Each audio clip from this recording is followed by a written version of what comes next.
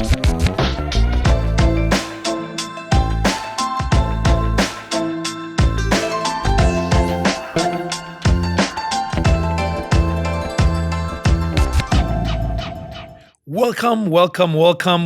to another episode of the Future of Money podcast. On this special episode where we'll be talking about crypto marketing. Great to have you all with us. As you all know, at the Future of Money podcast, my goal is very, very simple.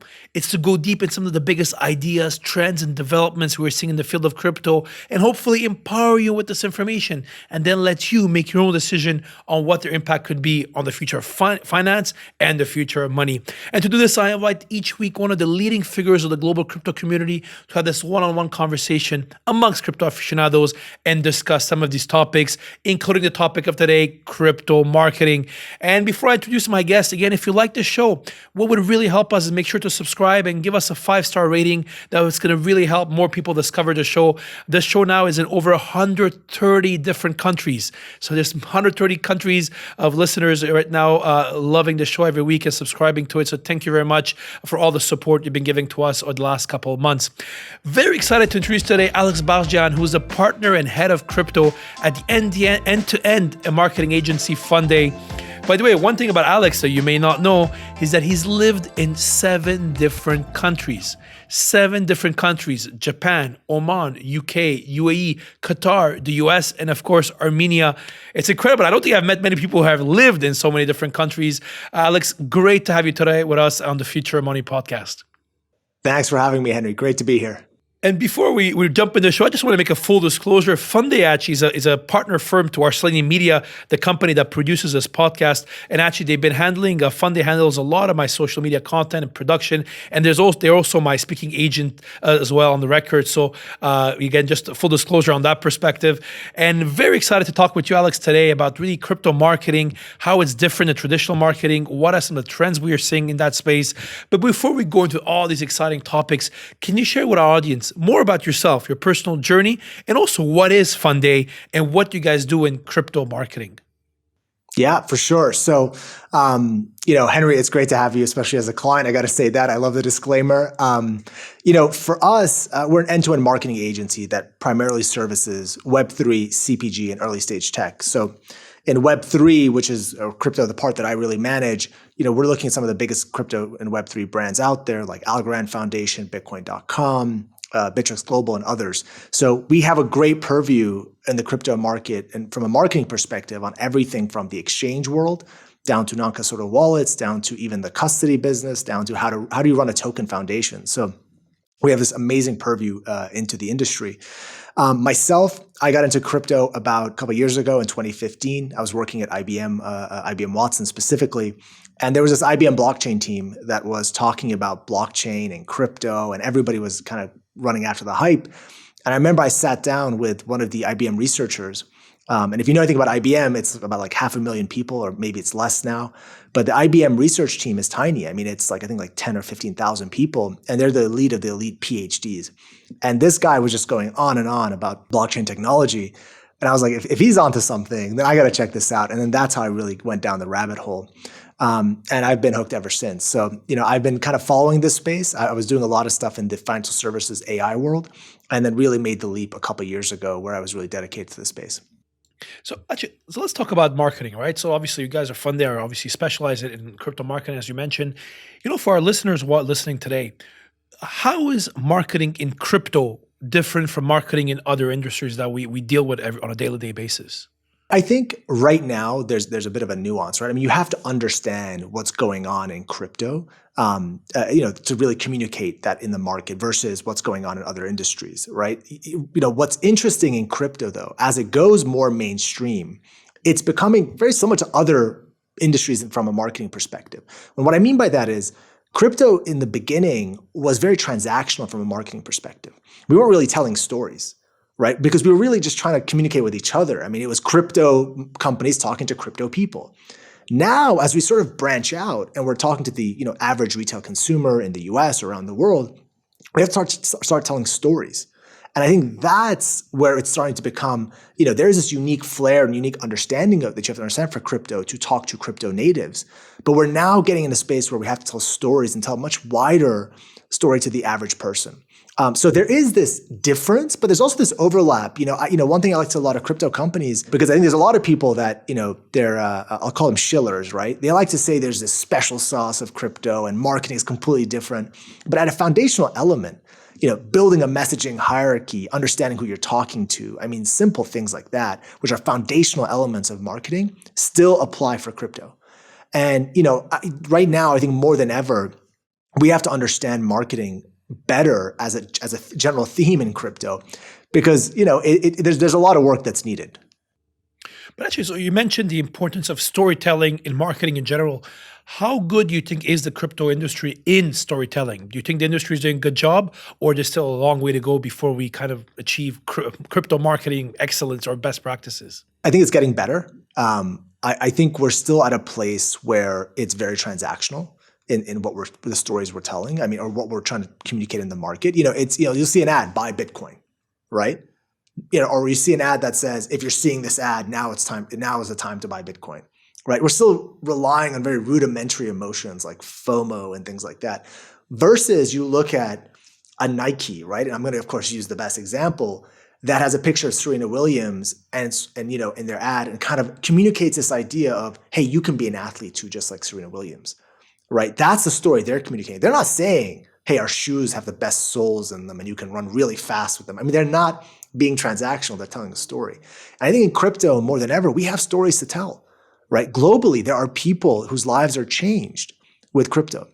And I think it's our job to actually tell those stories, and we're getting there. So from a maturity perspective, I think it's early days. I think it's early days for crypto adoption, early days for crypto marketing maturity, but we're getting there. I think, the Super Bowl ads we saw were a great first step into big marketing. And I think there's a lot of good intentions out there.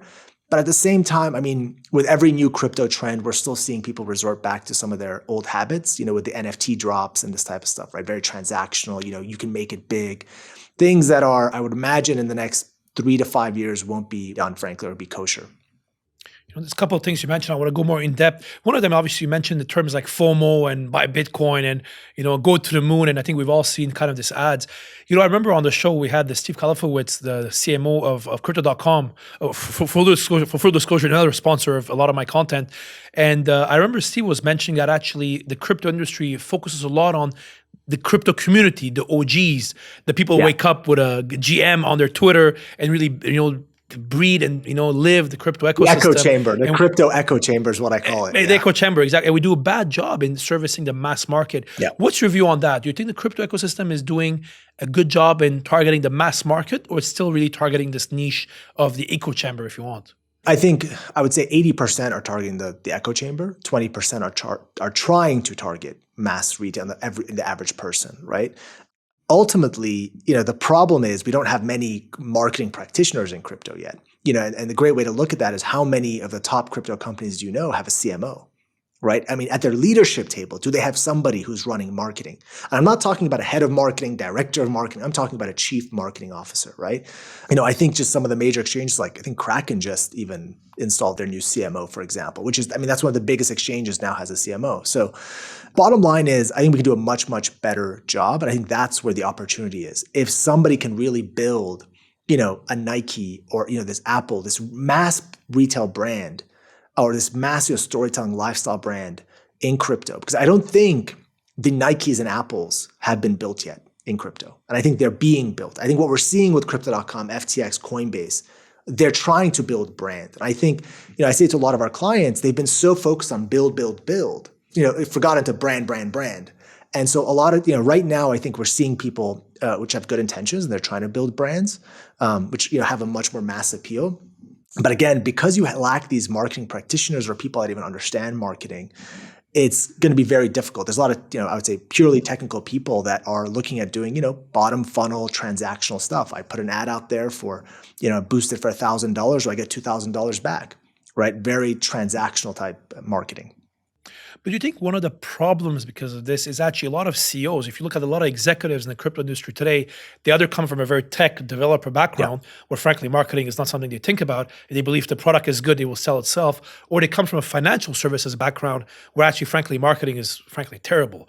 Do you think the background of the founders and the decision makers is one of the reasons where the level of marketing crypto is not as good as it could be?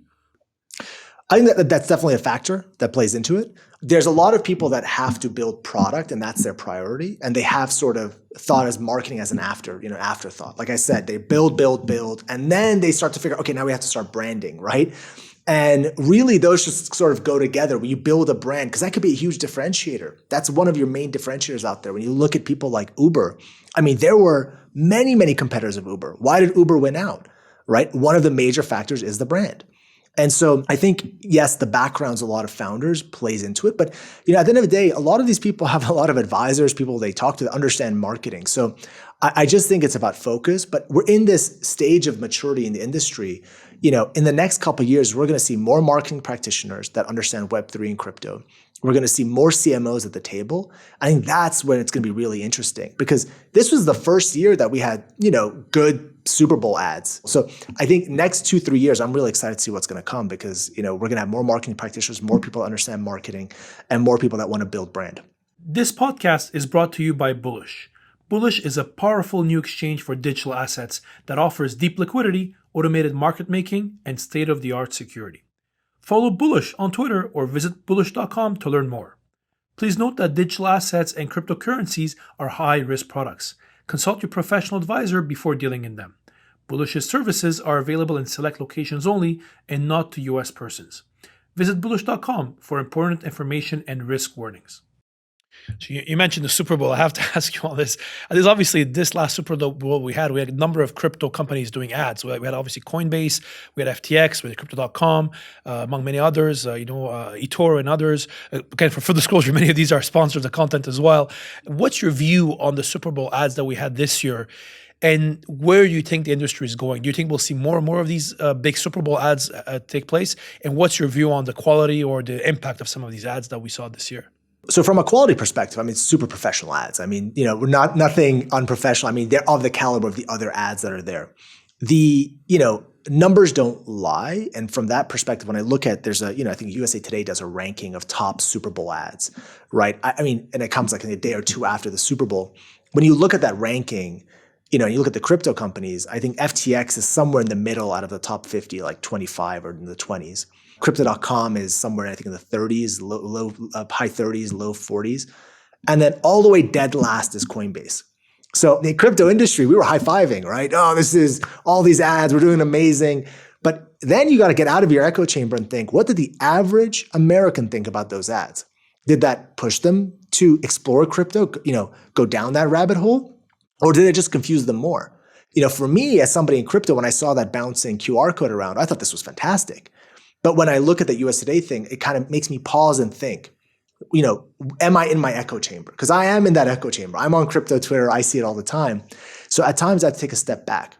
But I also look at the fact that this is the first year of major Super Bowl ads, right? And you have to take that as an achievement as an industry that we actually have Super Bowl ads. And I think there were 6 of them, which is fantastic. So if next year is going to be better, we're on the right path. So I'm really curious actually to see what's going to happen next year in the Super Bowl. And to answer your other question, I think we are going to see more and more, crypto marketing. Algorand is a great example. Just recently, they took over Times Square with, for Earth Day, essentially, all green billboards. They're doing an amazing Formula E campaign with their team Envision. So there's a lot of cool marketing going on right now in the crypto industry. And so over the next 12 months, knowing at the pace that crypto goes, I'm super excited to see what the next Super Bowl is going to bring us. Very interesting, actually. I would have never thought that the impact, the limited impact the Coinbase ad had. I remember when I saw that ad that I think something like if they 50 million people went on the website and the Coinbase website crashed. I'm surprised that the consumer retention of the brand, like you mentioned, is not as good as maybe us in the crypto ecosystem and crypto echo chamber thought it was, actually. I bet they got an ROI on it. I think when I look at the numbers, they got a huge ROI on it. The question is, how did people feel when they saw that ad? You have this one opportunity to really build mass awareness at the Super Bowl, and I think, again, it became very tactical in the sense that they tried to maximize their signups versus doing sort of a top of funnel brand awareness campaign. But you know what? It worked in their crypto community. People were high-fiving. I think my feed for 2 days was just the ad. And the funny thing that I think was really interesting was FTX responded with their own version of the ad. And I thought that was really interesting because you now have FTX mimicking and kind of entering the arena, the Coinbase arena, to mimic another exchange. So, I think Coinbase, hats off, they won that. They won that Super Bowl. I was very impressed actually. FTX came out pretty quickly after, like literally in a matter of 1 or 2 hours, with their meme of the ad. So I found it very, very interesting actually. But on the point of, we talked about the Super Bowl, right? We are seeing definitely this past 12 months a lot of collaboration between sports brands, sports teams, sports arenas, and all the sports family and crypto companies. Why do you think we're seeing so much collaboration between the sports and professional sports and crypto? And do you think this is something we're going to continue to see over the next couple of years? It's interesting because when somebody tells me Nike and basketball, I get that link. I understand why Nike and basketball. And I think most consumers understand it. But I think it's still early days for people to understand crypto and F1, crypto and MLB, crypto and the NBA. And, the industry might have to start doing a better job in creating that linkage, right? For example, I always tell people Shell sponsoring the Ferrari F1 team makes total sense, right? Shell, it's whatever, energy, gas, right? It's lubricants, like that's all the things you need in an F1 car, right? But, crypto and all these other sponsorships, I think that linkage has to be created. So we have a client that said it best: the easiest part of a sports marketing sponsorship is signing the dotted line. The hard part comes in activating that sponsorship. So I think we're still in early days for sports marketing to gauge how well it's doing. I've seen interviews with, Sam Bankman-Fried and Crypto.com and others about the effectiveness of the marketing. But the bottom line is, and I'll use the answer Sam gave, the fact that we're talking about it right now might just be an indicator of its success, right? And, for sure, I'll put it another way, rising tide lifts all boats. The fact that they're building this awareness for their brands is also helping the rest of the industry. So hats off to them for that. But I think still early days to see if this sports marketing approach is working, because that linkage, I don't think for the average consumer has been created, that they understand that F1 equals crypto or, basketball equals crypto. Very, very interesting. Actually, one point, when you talk about all these crypto exchanges, regulation is a big one, right? And I have to say that, maybe as a lawyer, when I look at a lot of these regulations, it's obviously, I can see how it's scary for a lot of the CMOs who are looking at marketing. To what extent do you believe regulations are hindering the growth of crypto marketing? And do you think this is something you will see change over the next couple of years? I mean, I've worked in reg tech before, so I understand, AML, KYC, and I understand the regulatory space fairly well. When it comes from a marketing perspective, at the end of the day, when I look at things like Bitcoin and Ethereum, they ultimately play in the financial services world. That's the world they play in, which is a heavily regulated market, similar, next to healthcare and other industries like that.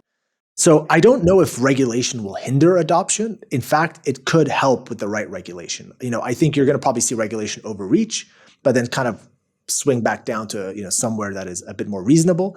But with reasonable regulation, it should help. And, I look at examples like, with Ethereum Max, the whole, and I'll give a background, but Kim Kardashian, I think Logan Paul and a couple other influencers are promoting this token called Ethereum Max, basically a pump and dump scheme. They were paid to promote it. A lot of people lost out on that and lost a ton of money. So, people look at influencers as, people that guide them and recommend different products and services. And for them to be promoting a pump and dump scheme just shows why there might be, well, actually, there is a need for regulation. I think we're seeing that in Australia. We're seeing that in the UK and other markets. And with the right regulation, it's a good thing. I think that will give people some safety, and we'll see less people get scammed with crypto, and should only help with adoption. My personal take on influencers is, but I'm going to use a quote from the Samsung CMO. Influencers are great, but we love thought leaders. And so what we look for is thought leaders to work with, people that actually know the space and people listen to. If Kim Kardashian is telling me to buy a crypto token, that's probably not the right person to listen to. But if it's somebody that is, let's say an expert in technical analysis and owns a hedge fund, for example, that is somebody I'm going to listen to. We look for less so influencers, but thought leaders. The one thing I'll say is the growth of influencers has really been an outcome of major, social media platforms banning crypto companies from advertising.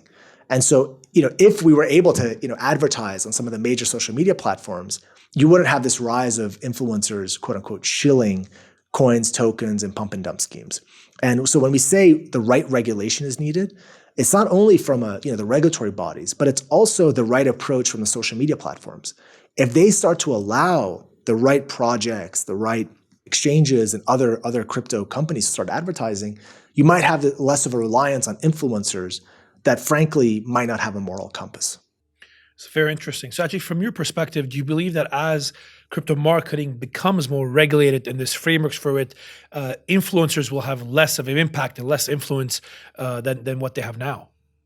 Well, I think it's going to be harder for influencers because they might be competing. Let's say a client has $1 million budget, they're going to be competing against, let's say, when Facebook and Twitter and all these other social media platforms open up, they're going to be competing for that budget. But I think what's also going to happen is it's going to shake out the influencer market, and you're going to have, I think, a higher caliber of influencer. It's not going to be, you still have your shillers, but I don't think people are going to be listening to every single person out there who's shilling a coin or token because it's going to be a much more educated consumer ideally in the future. Yeah. It's a very interesting point. I think about this obviously as somebody who's been producing now crypto content for 4 or 5 years now, and always try to promote quality and integrity. And actually, for a lot of the great sponsors that have to support my content, I have guidelines. They're not allowed to shill some stuff. It's obviously we try to be very responsible and factual from that perspective. But I have to say, when I look at the industry and I look at, you can be a girl in a bikini right now and promoting a coin, and I guarantee you'll get more attention than all my great crypto content that I put out. I think it's very interesting how that ecosystem is turning out, right? It's going to be very, very interesting. And I think you're right. I think it's just a matter of time. At one point, these platforms will allow crypto marketing. And I think that's where I think you'll see the quality, you'll see the market separate. It's a very, very interesting perspective, Alex. Yeah, and it's really, influencers are, they fit up into this definition of shilling, right? Which is a mix of influencers, paid marketing, paid PR, right?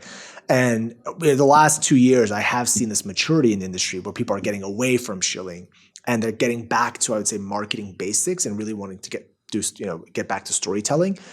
But, personally, I hope that in the next couple of years, we see the death of shilling because it's the biggest, most harmful thing we've done from an industry perspective when it comes to marketing. Yeah, very interesting. Actually, I wonder sometimes if such kind of shilling also exists in other industries as well, right? So, it does in some nefarious industries for sure. They have a different name for it, I'm sure, but it does exist. So one thing I want to discuss with you, Alex, as well is the role of NFTs. So obviously, we discussed the topic of crypto marketing, with the CMO of Crypto.com, for example, in the past on the show, and this topic has come up a lot in the past of what is the role of NFTs will play in the future of crypto marketing. What's your view? Do you believe when we look 2 or 3 years down the line, NFTs will become mainstream when it comes to not only crypto marketing, but marketing more generally as well? Yeah, I think right now there's a lot of companies producing NFTs that really have no utility. And they're kind of gimmicky. They're like a Me Too thing. Like, oh, we also have an NFT and it does really nothing, but you can get access to it. I think where we're going to go as an industry for crypto and marketing in general is NFTs that have utility that give you access to something, right? So for example, a brand that has an NFT that then gives, that the person that holds that NFT access to sales, access to events, access to additional things. That's the unique thing. For example, I just purchased an NFT for VIP access for 3 years for an event. It was the Blockworks Permissionless Conference, right? Fantastic utility. You pay for an NFT, it gives you access to 3 different VIP events. You get access to events at the event. A lot of great utility in that, and they're going to grow the utility. So I think right now, I don't know if there's many brands leveraging NFTs in the right way, more than just hey, we're also doing this because it's a trend. But definitely, I think in the next 3 years, 4 years, you're going to have a lot of major brands using NFTs, especially as more people, by the way, come on board on crypto and understand it. Brands are going to leverage NFTs as a way to give something extra and as a way to pull people into their brand and build that stickiness with their brand. This episode is brought to you by CoinFlex.us, the first and only crypto exchange where you can trade with 0 fees and earn interest with the world's first interest-earning stablecoin called FlexUSD. FlexUSD pays interest on-chain every 8 hours directly into the user's wallet. No staking required. Follow CoinFlex_US on Twitter and sign up on CoinFlex.us to learn more today. And would you argue that knowledge of the NFT world, the knowledge of the crypto ecosystem, that's where it becomes valuable from a marketing perspective? For example, for you guys as an agency, I mean, you specialize on crypto, right? I would expect if I'm a crypto company, I want to go see lawyers who know crypto. I want to go see accountants that know crypto. I want to use service providers who understand the industry. Is that, you believe, a comparative advantage for you guys at Funday, that you guys understand the crypto industry? Like, you're buying NFTs. I don't know how many marketers I know that actually go on Discord or go buy NFTs or attend even crypto conferences, right? Do you believe that knowledge of the industry is important when you're trying to do crypto marketing? We talk about Web3. I mean, this is something that's going to permeate into every industry. I mean, we've had conversations with some major mainstream brands who are looking for a Web3 strategy. So definitely, especially as somebody that also has a CPG part of our business and an early stage tech, every major industry is now looking at Web3. We even launched our own DAO in partnership with a couple other folks like Off Limits Cereal, called GMGN Supply Co., which essentially is the first CPG DAO. And the idea is you basically hold an NFT that then gives you governance and the ability to have a say in how the various CPG products are developed, with the first consumer packaged goods product being the GM cereal. So essentially, there's going to be a huge opportunity for brands to leverage NFTs in going forward. Very interesting. Actually, one thing on the people side, right? I mean, what do you find is a good way, or where you think is a good place to hire people that have knowledge of crypto and marketing? Because I would think that intersection of both ecosystems is not something you see come across every day. Yeah, I mean, it's not easy. I'll put it that way. I think everybody's looking for that unicorn person that is a marketer and understands Web3 and crypto. But ultimately, we're training a lot of people, right? We're bringing marketing experts and training them to crypto. But there are people out there that we've hired, many, in fact, that are marketers and understand Web3. I mean, there are people on our team that are marketers for the last 15 years, got introduced to NBA Top Shots, and then went down the crypto rabbit hole and are in Discords now and that type of stuff. So you're really looking for that red-pilled marketer, that, crypto red-pilled, that has never had the opportunity to work in crypto. And then you give them basically carte blanche to come and work in crypto. And, at Funday, we do a lot of different interesting things. We not only have our agency business, but like I said, we've launched our own DAO. We have our own crypto newsletter called Moon Boots. We're doing a lot of different interesting things to give people exposure to crypto. Yeah, from a client acquisition perspective or messaging or branding for a lot of the CMOs of crypto companies, right? How important is the reaching out the audience? Because, for example, I can put an ad on a billboard on a highway and say, buy Bitcoin on crypto exchange X, right? But at the same time, I can go have very niche targeted marketing. Let's say even if influencers that have a very small but dedicated audience. What is the right balance? Like, when it comes from a marketing perspective, if you're a crypto exchange, do they try to target on both markets? Do they try to have focus on one? Like, what is the right dynamic, for example, when you're CMO? I think it depends, right? We always say an agency is only as good as its brief, right? And, it all depends on what's your budget, who are you targeting, what markets are you going after, right? What's the ultimate end KPI? Is it signups or is it trading? Right? There's a lot of different questions that we ask before we come up with a strategy. But, ultimately, let's go back to marketing basics. You have your funnel, right? Top of funnel, bottom of funnel. And what is the ultimate strategy? What does the whole funnel look like for your exchange? So you may be doing billboards for top of funnel awareness, but then you also have some ads on Facebook or Twitter if you're allowed, and if you're authorized to on those platforms, to just get some signups and conversion. And ideally, the two are playing off each other. So it really depends. And I always like to tell people, and you have to educate a lot of people on this, but an agency is only as good as its brief. And so we have a briefing process that we go through to understand what the best approach is. It's super interesting, Alex. I mean, this is Henry's done these briefs, so Henry knows. Yeah, just maybe for the benefit of our audience, and before we go on to a round of questions, what is the status with these big tech platforms you mentioned before? Twitter and LinkedIn and Facebook. If tomorrow morning your crypto company, you want to go market, advertise on these Web2 big platforms, are you allowed or you're not? Or what's the situation with each of these platforms? Various platforms allow you if you have the right licenses. So they're slowly opening up. So there are a couple that are still no-go.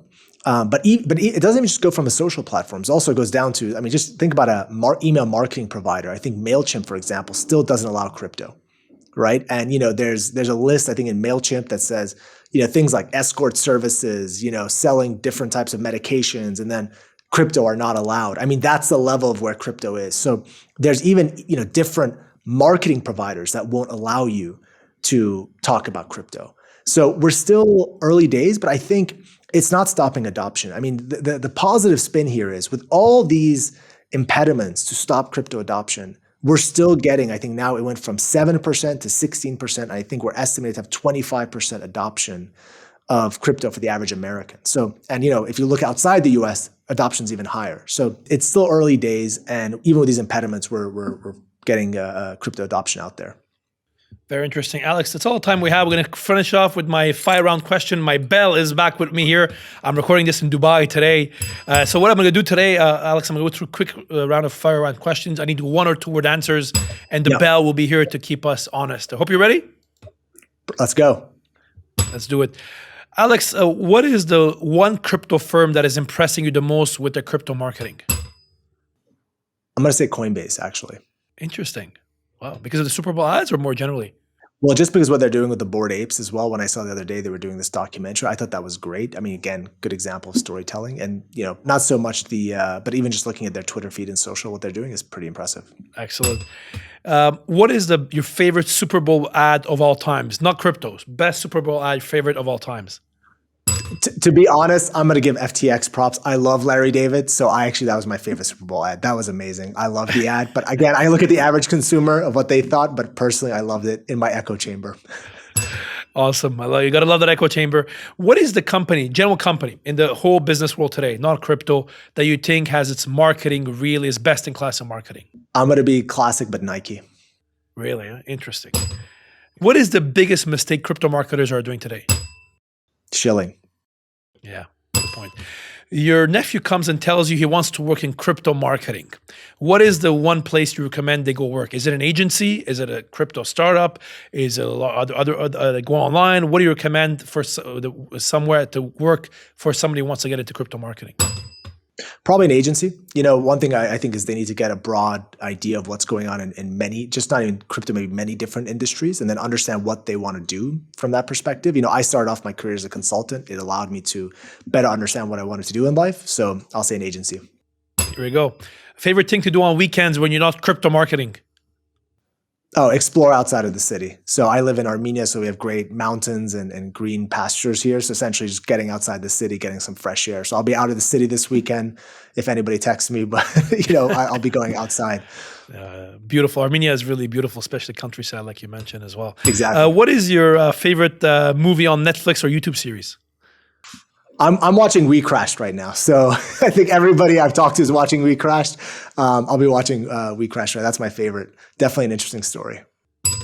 Alex, if you're not in crypto, what would you be doing? What other industry you'd be in? If you're not in crypto marketing, what other industry you'd be in? Oh man, that's a tough one. I think I would be in fintech, something adjacent where interesting things are going on. And Alex Baghdijan, the head of crypto at the crypto marketing agency Funday. Alex, if you could have lunch or dinner with one person, dead or alive, you could have lunch or dinner with one person, dead or alive, who would that be? Satoshi. I don't know where he is or what he's doing, but Satoshi. Alex, where can people find you and find out more about Funday? So I'm on Twitter at Alex Baghdijan, and you can also follow Funday on Twitter. We're also on LinkedIn, but you can go to our website, funday.agency. And if you go to funday.agency/web3, you can find some of our Web3 clients there. Excellent.